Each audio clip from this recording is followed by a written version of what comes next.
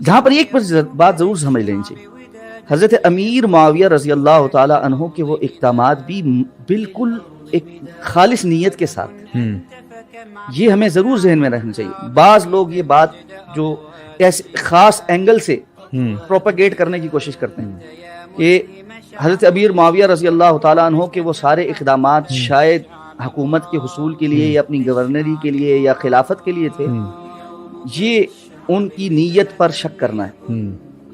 اور صحابہ کرام کی نیتوں پر آج یہاں 1450 سال کے بعد یا 1400 سال کے بعد بیٹھ کر شک کرنا، ہم اپنے اپنے بڑوں کی نیتوں پر شک کرنے کی کسی کو اجازت نہیں دیتے۔ بالکل، اب میں بڑی کھلی بات کرتا ہوں، کسی بھی جماعت کا، خواہ وہ کوئی سیاسی جماعت ہو یا مذہبی جماعت، اس کے لیڈر کی نیت پر آپ شک کر کے دکھائیں، ذرا 4 لفظ بول کے دکھائیں۔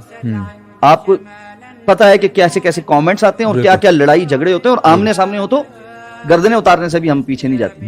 لیکن اتنی جسارت ہے اور اتنی زبانیں کھل گئی ہیں کہ یہاں 1400 سال کے بعد بیٹھ کے بڑے آرام سے چند روایات کو یا تاریخی واقعات کو بیان کر کے باقاعدہ ایک ایسا رنگ دیا جاتا ہے کہ صحابہ اکرام کی نیتوں پہ شک کیا جائے۔ حالانکہ ہمارے پاس وہ مثال بھی ہے شیخ صاحب کہ نبی کریم صلی اللہ علیہ وسلم کے سامنے جو واقعہ پیش کیا جاتا ہے کہ ایک جنگ کے اندر ایک شخص قتل ہوتا ہے جس نے کلمہ پڑھ لیا تھا، تو آپ نے کہا کیا تم نے اس کا، اور آپ نے 3-4 دفعہ فرمایا کہ کیا تم نے اس کا دل چیر کر دیکھا تھا؟ یعنی اس نے کلمہ پڑھ دیا، ٹھیک ہے اس کی نیت جو بھی ہوگی، لیکن تمہارا یہ کام نہیں بنتا کہ تم اس کی نیت پہ شک کرو۔ دیکھیں رسول اللہ صلی اللہ علیہ وسلم تو منافقین کو وحی کے ذریعے نام جاننے کے باوجود ایک لیوریج دے رہے ہیں کہ شاید یہ کہیں ایمان لیں، شاید ان کے دل کی اصلاح ہو جائے اور یہ وہ کر لیں۔ تو کجا یہ کہ آپ آج بیٹھ کر دور ان کے اوپر ایسے حکم لگائیں کہ جی فلاں صحابی جو ہے وہ تو یہ کرتا تھا، فلاں صحابی یہ کرتا تھا، اور ہیں بھی تاریخی روایات بالکل جن کو آپ، جن کی سند کو چیک کرنے کا آپ کے پاس کوئی مضبوط ذریعہ نہیں، اور نہ آپ 100% یقین کے ساتھ کہہ سکتے کہ ایسا ہوا، نہ 100% یقین کے ساتھ انکار کر سکتے ہیں۔ جو بھی واقعات تھے ان کی اس وقت موجود حالات کے تناظر میں فیصلے تھے، جو باتیں ان تک پہنچ رہی تھیں اس کے مطابق اقدامات تھے۔ آج ہم ان کا انالیسس کرتے ہوئے زیادہ سے زیادہ یہ بات کہتے ہیں کہ حضرت علی رضی اللہ تعالیٰ عنہ حق پر تھے اور باقی صحابہ کرام سے اجتہادی غلطی ہوئی، ٹھیک ہے، خطا اور یہ ہم ایک چیز بات واضح کر دیں، صحابہ کرام رضوان اللہ تعالی علیہم اجمعین کے تمام تر احترام، اہل بیت اطہار کے تمام تر احترام اور عزت اور شان کے باوجود ہمارا ایمان اور عقیدہ یہ ہے کہ انبیاء کے علاوہ کوئی معصوم نہیں۔ بے شک۔ معصوم کا کیا مطلب ہوتا ہے؟ معصوم کا معنی یہ ہوتا ہے انبیاء کی جماعت کیونکہ اللہ رب العزت نے نمونہ بنائی تھی اور ان پر دین آتا تھا، وحی آتی تھی، اور انہوں نے آگے وہ دین بتانا تھا۔ اگر وہ بھی غلطیاں کرتے تو اس کا مطلب یہ ہوتا ہے شریعت بھی مشکوک ہو جاتی، تو وہ غلطی نہیں کرتے تھے۔ اور کیوں نہیں کرتے تھے؟ کہ اللہ رب العزت کی طرف سے وحی آ جاتی تھی ان پر کہ یہاں یہ بات نہیں، یہ بات ہے، یہ بات نہیں، یہ بات ہے، ایسے نہیں کہنا، ایسے نہیں کہنا۔ قرآن مجید صراحت نہیں کرتا بما تحرم ما احل اللہ لک تبتغی مرضات ازواجک، تو اللہ رب العزت بتا دیتے تھے کہ یہاں ایسے نہیں کرنا، ایسے کرنا۔ اس لیے انبیاء معصوم تھے۔ انبیاء کے علاوہ اہل بیت اطہار، صحابہ کرام رضوان اللہ تعالی علیہم اجمعین، بعد میں آنے والے علماء، محدثین، ائمہ، مجتہدین، ان میں سے کوئی بھی معصوم نہیں ہے۔ ان پر وحی نہیں آتی، وحی آنا بند ہو گئی۔ انسان ہونے کے ناطے اپنی بساط میں کتاب و سنت کو واضح رکھ کر وہ جو بہتر سے بہتر سمجھ سکتے تھے اس کے مطابق فیصلہ کرتے تھے۔ اور رسول اللہ صلی اللہ علیہ وسلم کی وہ حدیث بھی سامنے رکھی کہ اللہ کے رسول نے فرمایا مجتہد کے لیے یا 2 اجر ہیں یا 1 اجر۔ بے شک 2 اجر اس کے لیے جس نے کوشش کی سمجھنے کی اور صحیح نتیجے پر پہنچا، اور 1 اجر اس کے لیے جس نے کوشش کی صحیح بات سمجھنے کی اور صحیح نتیجے پر نہیں پہنچا۔ تو ہمارا ایمان یہ حضرت علی رضی اللہ تعالیٰ کے لیے 2 اجر ہیں کہ ان کی کوشش بھی صحیح تھی اور نتیجہ بھی صحیح تھا۔ حضرت امیر معاویہ رضی اللہ تعالیٰ اور دیگر صحابہ کے لیے ان کی کوشش کی کا اجر ہے، ظاہر بات ہے نتیجہ صحیح نہیں۔ اور شیخ صاحب یہاں پہ ان کا جو بنیادی طور پہ جو اختلاف تھا وہ اس بات پر تھا کہ سیدنا عثمان جو ہے رضی اللہ عنہ ان کے جو قاتل ہیں، یعنی جو ہے نا امیر معاویہ کا یہ موقف تھا کہ ان کو پہلے پکڑا جائے، اس کے بعد فیصلہ کیا جائے کہ جی کیا ہوگا، مطلب معاملات ہوں گے۔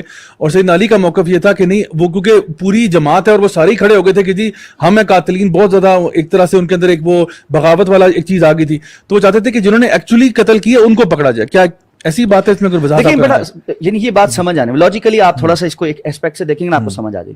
حضرت امیر معاویہ رضی اللہ تعالیٰ دمشق میں ہیں، شام میں، صحیح، اور یہ فتنہ ہو رہا ہے مدینہ میں۔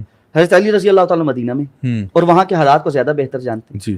حضرت علی رضی اللہ تعالیٰ خلافت سنبھال رہے ہیں تو ان کے سامنے امت کے چیلنجز، بالکل ان کے سامنے پوری ریاست کے چیلنجز، اور بالخصوص ریاست کے دارالحکومت دارالخلافہ مدینہ کے اندر جو لوگ اتنا فتنہ کر سکتے ہیں کہ خلیفہ کو شہید کر دیں، ان کی کیا تھریٹس ہیں اور ان کو نیوٹرلائز کرنے کے لیے کیا حکمت ہونی چاہیے، یہ حضرت علی رضی اللہ تعالیٰ زیادہ بہتر سمجھ سکتے ہیں. کجا یہ کہ حضرت امیر معاویہ دمشق میں بیٹھ کر وہاں پر اس چیز کو زیادہ بہتر سمجھتے، لیکن ایک طرف حضرت امیر معاویہ کی بھی احساسات اور جذبات غلط نہیں ہیں. بالکل بالکل کہ حضرت خلیفۃ المسلمین شہید ہوئے ہیں اور مظلومانہ شہادت ہوئی ہے، اس کا احتساب ہونا چاہیے. اچھا، اس احتساب سے حضرت علی کوئی انکاری نہیں تھی. بالکل بالکل حضرت علی رضی اللہ تعالیٰ کا موقف بھی یہی تھا کہ بالکل قاتلین عثمان کو سزا ملنی چاہیے، لیکن اس کی ٹائمنگ کے لیے ان دونوں کا آپس میں اختلاف تھا کہ ٹائمنگ کیا ہونی چاہیے. تو یہ جنرل سی ایک بات ہے کہ دونوں کا پرسپیکٹو حالات اور موقع کی وجہ سے مختلف. اب حضرت علی رضی اللہ تعالیٰ عنہ کے دور میں ہی ایک اور معاملہ پیش آتا ہے اور وہ خوارج کا ہے. خوارج کا بالکل. خوارج اللہ کے رسول صلی اللہ علیہ وسلم نے اپنے دور میں اس فتنے سے خبردار کیا تھا، اور آپ نے فرمایا تھا کہ یہ میری امت کے کلاب ہیں، یہ میری امت کے کتے ہیں. یعنی ایسے لوگ ہیں جو اللہ کے رسول نے فرمایا تھا کہ جس طرح تیر کمان سے نکل جاتا ہے نا اور واپس نہیں آتا، اس طرح یہ دین میں سے نکل جائیں گے اور واپس نہیں آتے. اور آپ نے فرمایا تھا کہ ان کی بظاہر نمازیں اور عبادات کی کیفیات ایسی ہوں گی کہ تم ان کو دیکھ کر اپنی عبادات کو کم سمجھو گے. یعنی صحابہ کرام اپنی عبادات کو ان کے سامنے ہیچ سمجھیں گے، ظاہری طور پر اتنا دین کا تمسک ہوگا، لیکن دین کی جو انٹرپریٹیشن، نصوص کی اپنی مرضی کی انٹرپریٹیشن، وہ اتنے بڑے فتنے میں مبتلا کرتی ہے کہ انہوں نے حضرت علی رضی اللہ تعالیٰ عنہ ان کو بھی کہہ دیا کہ آپ نکل کے انتظار. اچھا، ان کا خیال یہ تھا کہ جو ہے نا ایک غلطی یا ایک گناہ بھی جس نے کر دیا نا وہ دین سے نکل گیا. مرتکب الکبیر تو ان کے نزدیک جہنم خالدن فیہا تھا، یعنی ہمیشہ جہنم میں رہے گا، باہر بھی نہیں نکلے گا. تو انہوں نے حضرت علی رضی اللہ تعالیٰ پہ بھی الزام لگائے کہ حضرت علی رضی اللہ تعالیٰ عنہ نے حضرت عائشہ رضی اللہ تعالیٰ کے ساتھ جب جنگ جمل ہوئی ہے اس میں کیوں ان کو معاف کر دیا، کیوں دوسرے فریق کے لوگوں کو کا مال غنیمت نہیں لیا اور ان کو غلام نہیں بنایا. حضرت عبداللہ ابن عباس رضی اللہ عنہما نے ان کے ساتھ مناظرہ کیا تھا، اور ایک بڑا پڑھنے والا مناظرہ. ہمارے یہاں مسئلہ یہ ہے کہ ہم پڑھتے ہی کچھ نہیں. بالکل. حضرت عبداللہ ابن عباس رضی اللہ عنہما نے ان کے سارے سوالوں کے جواب ان کو دیے، اور اس کا نتیجہ یہ ہوا کہ ان میں سے 30,000 مسلمان ہو کر واپس آ گئے. اللہ اکبر. اور باقی ڈٹے رہے. اچھا، پھر یہ فتنہ بڑھا. اس دور میں جب خوارج موجود تھے، ایک اور فتنہ بعض لوگوں کا اٹھایا، اور یہ وہ پہلی دفعہ لفظ تھا جو استعمال ہوا کہ ہم شیعان علی، ہم علی رضی اللہ تعالیٰ کے گروہ کے لوگ ہیں. اچھا، حضرت علی رضی اللہ تعالیٰ عنہ فرمایا کرتے تھے خود کہ مجھے رسول اللہ صلی اللہ علیہ وسلم نے خود کہا تھا کہ علی تمہاری ذات ایسی ہے جس کی وجہ سے ایک گروہ نجات پائے گا اور ایک گروہ جہنم میں جائے. اور ان شیعان میں سے بہت سارے ایسے تھے جو بعد میں حضرت علی رضی اللہ تعالیٰ عنہ کے الہ ہونے، اللہ ہونے کی قائل ہو گئے تھے، اور انہوں نے کہا حضرت علی اللہ ہیں. حضرت علی رضی اللہ تعالیٰ عنہ نے فرمایا جو یہ کہے گا کہ میں اللہ ہوں، میں اسے آگ میں ڈالوں گا، جلا دوں گا، اور بعض لوگوں کو جلائے گا. اچھا، اس سزا کو پانے کے بعد پتہ کیا کہنے لگے؟ اللہ کے رسول صلی اللہ علیہ وسلم نے فرمایا لا يعذب بالنار الا رب النار، آگ کا عذاب آگ کا رب ہی دے سکتا ہے. تو حضرت علی نے دیکھا آگ کا عذاب دیا، اس کا مطلب ہے یہ رب ہے، ہم صحیح کہتے ہیں. یعنی غلوف جب بڑھتا ہے نا تو یہاں تک چلا جاتا ہے. اب یہ خوارج کی ایک جماعت اٹھی، انہوں نے بھی مسلمانوں کو ایک بہت بڑا نقصان پہنچایا، یہاں تک کہ حضرت علی رضی اللہ تعالیٰ کی بھی شہادت ہو جاتی ہے. پھر آگے معاملات چلتے ہیں. اب چونکہ حضرت علی رضی اللہ تعالیٰ کی شہادت ہوتی ہے تو حضرت امیر معاویہ رضی اللہ تعالیٰ عنہ کا جو اصحاب ہیں اور جو ساتھی ہیں وہ ایک دوبارہ اس مسئلے پہ آتا ہے کہ اب خلافت کہاں جائے گی، کیا ہوگا. حضرت حسن رضی اللہ تعالیٰ عنہ کے پاس خلافت آتی ہے، ایک نزاع بنتا ہے، اور رسول اللہ صلی اللہ علیہ وسلم کی پھر اس حدیث کی طرف جائیں جہاں اللہ کے رسول نے فرمایا تھا میرے اس بیٹے سے اللہ رب العزت مسلمانوں کے 2 گروہوں کے درمیان صلح کروائے. اچھا، آپ صلی اللہ علیہ وسلم فرما رہے ہیں مسلمانوں کے 2 گروہوں کے درمیان، یعنی باوجود اجتہادی غلطی ہونے کے وہ ہیں مسلمان ہیں، بے شک، ٹھیک ہے. تو وہ 2 گروہ کون ہیں؟ ایک حضرت علی رضی اللہ تعالیٰ کے ساتھی ہیں جو حضرت حسن کے ساتھ کھڑے، اور ایک حضرت امیر معاویہ رضی اللہ تعالیٰ کے ساتھی ہیں جو ان کے ساتھ کھڑے. حضرت حسن رضی اللہ تعالیٰ عنہ حضرت امیر معاویہ رضی اللہ تعالیٰ عنہ کی خلافت کو تسلیم کرتے ہوئے اس سارے معاملے کو، اس اختلاف کو ختم کرنے کے لیے ایک صلح کرتے ہیں امیر معاویہ کے ساتھ، اور نتیجتاً حضرت امیر معاویہ رضی اللہ تعالیٰ مسلمانوں کے خلیفہ بنتے، اور حضرت حسن رضی اللہ تعالیٰ عنہ جو ہے وہ ایک عام مسلمان کی زندگی گزارتے ہیں. اچھا، میں اب یہاں پر ایک سوال ہے، حضرت حسین رضی اللہ تعالیٰ عنہ کی شہادت کا سب کو پتہ ہے، حضرت حسن رضی اللہ تعالیٰ عنہ کی شہادت کی تاریخ کسی کو پتہ ہے؟ بڑا امپورٹنٹ پوائنٹ ہے. کیا وہ نواسہ رسول نہیں ہے؟ اللہ اکبر. کیا وہ حضرت فاطمہ رضی اللہ تعالیٰ عنہ کے بیٹے نہیں؟ بے شک. کیا وہ حضرت علی رضی اللہ تعالیٰ کے بیٹے نہیں؟ تو کیا وجہ ہے کہ ہم اتنی تفریق کرتے؟ مستند کتابیں اہل تشیع کی، اور اب تو ان کے بڑے معروف سپیکرز بھی اس بات کو بیان کر رہے ہیں اور واضح کلپس موجود ہیں. میں اگر شاید ہماری یہ لائیو سٹریم ہمیں اجازت نہ دے نام لینے کی، ورنہ میں نام بھی لے دیتا. صحیح. ٹھیک ہے کہ مستند کتابیں اور ان کے اپنے سپیکرز یہ بات کہتے ہیں. ایک سپیکرز ان کے بڑے معروف ہیں آج کل، بہت معروف سپیکر ہیں اور اس وقت پاکستان میں ان کے نامی گرامی علماء میں سے. وہ کہتے ہیں کہ میں کئی سال اس روایت کو نہیں بیان کرتا رہا، لیکن اب میں آپ کے سامنے صراحتاً اس بات کو بیان کرتا ہوں کہ حضرت حسن رضی اللہ تعالیٰ عنہ کو شہید کرنے والے وہ گروہ ہے جو اپنے آپ کو شیعان علی کہتا تھا. یہ میں نہیں کہہ رہا. صحیح. وہ ویڈیو کلپس موجود ہیں، بالکل صحیح کہہ رہے ہیں. آپ یوٹیوب پہ دے سکتے ہیں، اور جو ہے نا سب، اور وہ کتابیں بھی موجود ہیں. ٹھیک ہے. لیکن حضرت حسن رضی اللہ تعالیٰ کی شہادت جن کے ہاتھوں ہوتی ہے اور جن مقاصد کے تحت ہوتی ہے، وہی مقاصد ہے جو پہلے سے فتنہ پرور لوگ. ٹھیک ہے. حضرت علی رضی اللہ تعالیٰ عنہ کے ساتھ جو ساتھی تھے یہ وہ نہیں. ہم جب شیعان علی کا یہاں پر نام لے رہے ہیں، یہ وہ نہیں. یہ خاص گروہ کی بات یہ ایک خاص گروہ ہے جو غلوف کرتا تھا، غلوف کرتا تھا، اسلام پر نہیں تھا. ان کے عقائد اور نظریات حضرت علی رضی اللہ تعالیٰ عنہ والے نہیں تھے. حضرت علی نے ان کو ان کے عقائد کی وجہ سے سزا دی تھی اور ان کی تکفیر بھی کی تھی.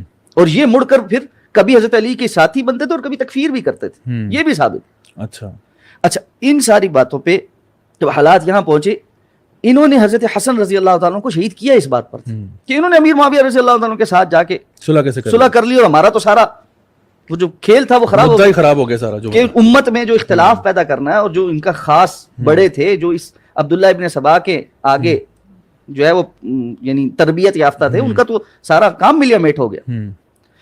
اچھا پھر وقت گزرتا ہے، یہی وہ لوگ ہیں جو کوفہ سے خطوں کے خط لکھ رہے ہیں حضرت حسین رضی اللہ، خطوں کی بوریاں آیا کرتی تھی کہ جی یہاں مر گئے، کھپ گئے، امت میں یہ ہو گیا، وہ ہو گیا، فلاں ہو گیا، آپ بڑے لیڈر ہیں، آپ ایسی شخصیت ہیں جو اس سارے سے ہمیں باہر نکال سکتے ہیں، آپ کی ذات کے اوپر اتحاد اور اتفاق. اور یقیناً حضرت حسین رضی اللہ تعالیٰ کی جو شخصیت ہے اور جو مقام اور مرتبہ ہے وہ امت کے سامنے. حضرت حسین رضی اللہ تعالیٰ مسلم بن عقیل کو بھیجتے کہ جا کے حالات کا دیکھیں. وہ کوفہ جاتے ہیں. ٹھیک ہے. ابتدا میں وہ سارے بڑے جمع ہوتے ہیں، ان کا بڑا اکرام کرتے ہیں، چھپ چھپ کے بھی ملتے ہیں اور بڑے بڑے اجتماعات کر کے بھی ملتے ہیں، اور مسلم بن عقیل کو یقین دلاتے ہیں کہ یہ خط لکھ دیں حضرت حسین رضی اللہ تعالیٰ کو کہ جی حضرت حسین آئیں. مسلم بن عقیل خط لکھتے ہیں کہ جی آپ آ جائیں، یہاں تو لوگ بڑے تیار بیٹھے ہیں اور واقعتاً ایک تڑپ ہے اور سارا کچھ ہے. اس پر حضرت حسین رضی اللہ تعالیٰ ایک فیصلہ کرتا ہے کہ میں کوفہ جاؤں. اچھا اب یہ بات سمجھ لیں، اس وقت تک حضرت حسین رضی اللہ تعالیٰ کا کوفہ جانا کسی جھگڑے، لڑائی، قتل و غارت گری یا جہاد کے نام پر نہیں ہے. صحیح. ٹھیک ہے. کس بنیاد پر ہے؟ حضرت حسین رضی اللہ تعالیٰ کا کوفہ جانا اس بنیاد پر ہے کہ لوگ وہاں کے چاہتے ہیں کہ میں وہاں آؤں اور ان کی رہنمائی کروں. کوئی خروج نہیں ہے، کوئی اختلاف نہیں ہے. یہاں پر میں ایک بات اور بھی کہنا چاہتا ہوں، بعض لوگ جو حضرت حسین رضی اللہ تعالیٰ پر تان کرتے ہیں، صحیح، ان کا بھی ہمیں جو ہے نا بیخ نہیں کرنی کہ جی نعوذ باللہ حضرت حسین رضی اللہ تعالیٰ عنہ کا یہ جو مدینہ سے کوفہ جانا تھا یہ خروج تھا، ایسا نہیں، اور مسلمان حکومت کے اندر ایک بغاوت تھی، اور حضرت حسین رضی اللہ تعالیٰ عنہ جو ہے نا وہ بھی خروج کرنے والے تھے، اور یہ سب بھی بالکل ایک شیطانی وسوسہ، اس کے علاوہ کچھ نہیں. حضرت حسین رضی اللہ تعالیٰ عنہ سب سے بری. پھر وہی بات ہے جس طرح حضرت امیر معاویہ کے اقدامات پر ان کی نیت پر شک نہیں کیا جائے، حضرت حسین رضی اللہ تعالیٰ عنہ کی نیت پر بالاولا شک نہیں کیا جائے رضی اللہ تعالیٰ عنہ. بے شک ان کا وہاں سے جانا ان خطوں کی بنیاد پر تھا. لوگوں نے بلایا، کہا آپ آئیں، یہاں پہ ایک مطالبہ تھا، آ کے دیکھیں حالات آپ بہتر کر سکتے ہیں. اور پھر مسلم بن عقیل نے بھی ویریفائی کر دیا کہ وہ جو جذبہ وہی نظر آ رہا ہے، جذبہ لوگ ہیں اور ان کی ایک وہ ہے.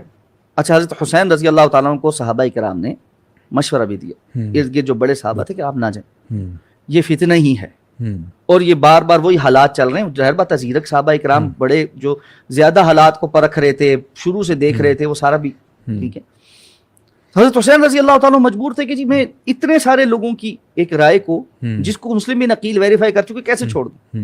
انہوں نے سب کو کہا جی میں کسی اس میں نہیں جا رہا کہ لڑائی کرنے جا رہا ہوں، اس لیے اپنے گھر کے لوگوں کو لے کے، فیملی ممبرس کو لے کے، جس طرح ایک بندہ ایک سٹی سے دوسری سٹی موو ہو جائے، ایک وفد جا رہا ہوتا ہے پورا، بالکل. یعنی زیادہ سے زیادہ آپ یہ کہہ سکتے ہیں کہ ایک سٹی سے دوسری سٹی موو ہونا، کہ جی میں ادھر سے اس شہر میں جا کے رہنا شروع کرتا بالکل. ہوں, شاید میرے لیے وہاں کام کے مواقع زیادہ ہیں, وہاں دعوت و تبلیغ کے مواقع زیادہ ہیں, اصلاح کے مواقع زیادہ ہیں. ٹھیک ہو گیا.